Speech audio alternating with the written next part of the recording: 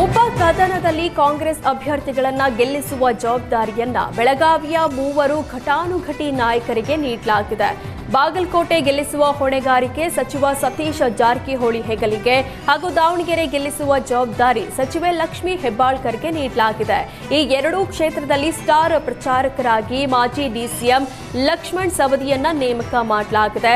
ಸವದಿ, ಜಾರಕಿಹೊಳಿ ಹಾಗೂ ಹೆಬ್ಬಾಳ್ಕರ್ಗೆ ಜಿದ್ದಾಜಿದ್ದಿನ ಚುನಾವಣೆ ಎದುರಿಸಿದ ಅನುಭವ ಹಾಗೂ ಲಿಂಗಾಯತ ಹಾಗೂ ಅಹಿಂದ ಕಾರ್ಡ್ ಬಳಸಿ ಕಾಂಗ್ರೆಸ್ ಅಭ್ಯರ್ಥಿ ಗೆಲುವಿಗೆ 3 ನಾಯಕರು ತಂತ್ರ ರೂಪಿಸಿದ್ದಾರೆ.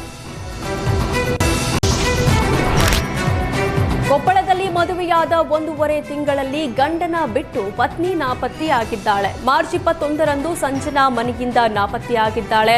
ಸೊಸೆ ಮನೆ ಬಿಟ್ಟು ಹೋದ ದಿನವೇ ಶಾಕ್ಗೆ ನಾಗರಾಜ್ ತಂದೆ ಕಂಡೆಪ್ಪ ಹೃದಯಾಘಾತದಿಂದ ಮೃತಪಟ್ಟಿದ್ದಾರೆ. ಫೆಬ್ರವರಿ 8ರಂದು ನಾಗರಾಜ್ ಹಾಗೂ ಸಂಜನಾ ಹಿರಿಯರ ಒಪ್ಪಿಗೆ ಮೇರೆಗೆ ಮದುವೆಯಾಗಿದ್ರು.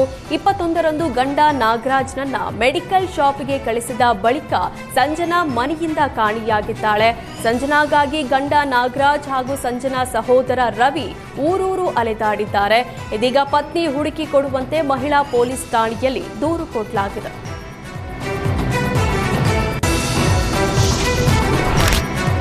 ಮೈಸೂರಿನ ಚಾಮುಂಡಿ ಬೆಟ್ಟದ ತಪ್ಪಲಿನಲ್ಲಿರುವ ಸುತ್ತೂರು ಶಾಖಾ ಮಠಕ್ಕೆ ಕೇಂದ್ರ ಸಚಿವ ಧರ್ಮೇಂದ್ರ ಪ್ರಧಾನ್ ಭೇಟಿ ನೀಡಿದ್ದಾರೆ. ಸುತ್ತೂರು ಮಠಾಧಿಪತಿ ಶ್ರೀ ಶಿವರಾತ್ರಿ ದೇಶಿಕೇಂದ್ರ ಮಹಾಸ್ವಾಮೀಜಿ ಅವರ ಆಶೀರ್ವಾದ ಪಡೆದುಕೊಂಡು ಕೆಲ ಸಮಯ ಉಭಯ ಕುಶಲೋಪರಿಯಾಗಿ ಮಾತುಕತೆ ನಡೆಸಿದ್ರು. ಧರ್ಮೇಂದ್ರ ಪ್ರಧಾನ್ಗೆ ಸುತ್ತೂರು ಶ್ರೀಗಳು ಚಾಮುಂಡೇಶ್ವರಿ ಮೂರ್ತಿಯನ್ನ ನೀಡಿ ಆಶೀರ್ವದಿಸಿದ್ದಾರೆ.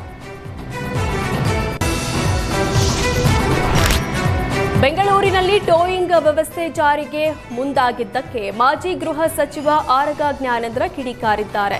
2022ರಲ್ಲಿ ಟೋಯಿಂಗ್ ಮಾಫಿಯಾಗೆ ಸಿಕ್ಕಿ ಜನ ಸಾಕಷ್ಟು ಅನುಭವಿಸ್ತಾ ಇದ್ರು.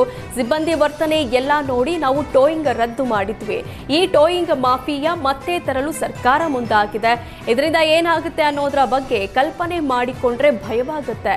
ಸರ್ಕಾರ ತನ್ನ ಆರ್ಥಿಕ ದುಸ್ಥಿತಿ ಸರಿಪಡಿಸಲು ಬೇರೆ ಮಾರ್ಗ ಹುಡುಕಿಕೊಳ್ಳಬೇಕು. ಜನರಿಗೆ ಹಿಂಸೆ ಅಪಮಾನ ಮಾಡಿ ಸರ್ಕಾರದ ಖಜಾನೆ ತುಂಬಲು ನಾಗರಿಕ ಸರ್ಕಾರ ಇಳಿಯಬಾರದು ಅಂತ ಆರಗ ಜ್ಞಾನೇಂದ್ರ ಆಕ್ರೋಶ ವ್ಯಕ್ತಪಡಿಸಿದ್ದಾರೆ. ಅಪ್ರತ್ಯಕ್ಷವಾಗಿ ತಗೊಂಡಿದ್ರು. ಇದನ್ನೆಲ್ಲ ಮನಗಂಡು ಅಧ್ಯಯನ ಮಾಡಿ ಇದನ್ನ ರದ್ದು ಮಾಡಿದ್ವಿ. ಈಗ ಪುನಃ ಕರ್ನಾಟಕ ರಾಜ್ಯ ಸರ್ಕಾರ ಆ ವ್ಯವಸ್ಥೆಯನ್ನ ಜಾರಿಗೆ ತರಲಿಕ್ಕೆ ಹೊರಟಿದೆ. ಇದರಿಂದಾಗಿ ಏನಾಗ್ತದೆ ಅಂತ ಹೇಳಿ ಕಲ್ಪನೆ ಮಾಡಿದ್ರೆ ನಮಗೆ ಭಯ ಆಗತ್ತೆ. ಯಾಕಂದ್ರೆ ಆ ಸಿಬ್ಬಂದಿ ವರ್ತನೆ, ಹಣದ ಹಪಾಹಪಿ ಇವುಗಳನ್ನು ನೋಡಿದಾಗ ಅವತ್ತು ನನಗೆ ರಿಪೋರ್ಟ್ ಇತ್ತು, ಪೊಲೀಸ್ ಸ್ಟೇಷನ್ಗೆ ಇಷ್ಟಿಷ್ಟು ಮಾಮೂಲಿ ಕೊಡಬೇಕು ಅಂತ ಕಾಂಟ್ರಾಕ್ಟ್, ಅದು ಕೂಡ ಇತ್ತು, ಲಕ್ಷಗಟ್ಟಲೆ. ಈ ರೀತಿ ಯಾರ್ದೋ ಹಣ ಎಲ್ಲಮ್ಮನ ಜಾತ್ರೆ ಆಗ್ತದೆ.